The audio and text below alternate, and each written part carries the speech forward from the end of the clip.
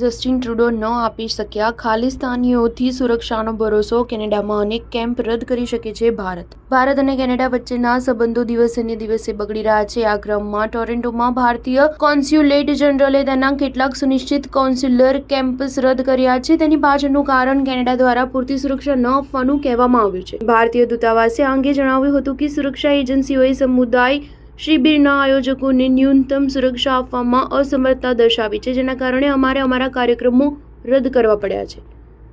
ભારતીય વાણિજ્ય દૂતાવાસ દ્વારા સંયુક્ત રીતે આયોજિત કોન્સ્યુલર કાર્યક્રમમાં ખાલિસ્તાની ધ્વજ સાથેના વિરોધીઓએ બ્રામ્પટનમાં હિન્દુ સભા મંદિર પર હુમલો કર્યો હોવાથી આ નિર્ણય લેવામાં આવ્યો છે. 3 નવેમ્બરના રોજ બ્રામ્પટનમાં હિન્દુ સભા મંદિરમાં વિરોધ થયો હતો અને સોશિયલ મીડિયામાં તેનો વિડીયો વાયરલ થયો છે, જેમાં વિરોધીઓ ખાલિસ્તાનના સમર્થનમાં બેનરો પકડીને જોઈ શકાય છે.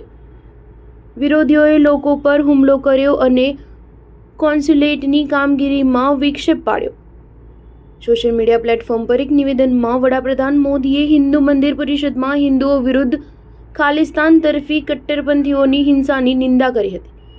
એક્સ પર એક પોસ્ટમાં તેણે તેને હિન્દુ મંદિર પર ઇરાદાપૂર્વકનો હુમલો ગણાવ્યો.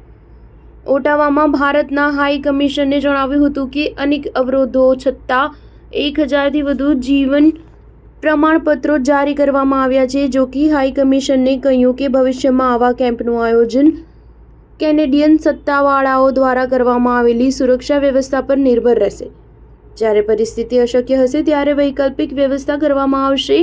હાઈ કમિશને કહ્યું કે દુર્ભાગ્યવશ કેનેડિયન સુરક્ષા એજન્સીઓના અસરકારને કારણે સ્થાનિક વપરાશકર્તાઓને આ સુવિધાઓથી વંચિત રાખવામાં આવી રહ્યા છે. રવિવારના હુમલા બાદ તણાવ વધુ વધ્યો છે, કારણ કે તેનાથી હિન્દુ સમુદાયમાં રોષ ફેલાયો છે. હુમલાના વિરોધમાં સોમવારે લગભગ 5000 ઇન્ડો કેનેડિયનોએ રેલી કાઢી હતી, પરંતુ કેનેડિયન પોલીસે આખરે તેને ગેરકાયદેસર જાહેર કરીને વિખેરી નાખ્યું હતું. બીજી તરફ પીલ પ્રાદેશિક પોલીસે એક ઓફ ડ્યુટી અધિકારીને સસ્પેન્ડ કર્યા છે, જ્યારે ખાલિસ્તાન તરફી વિરોધમાં ભાગ લેવા બદલ 4 લોકોની ધરપકડ કરી છે. સ્ટાર ન્યૂઝ 7 હંમેશા સચ્ચાઈની સાથે.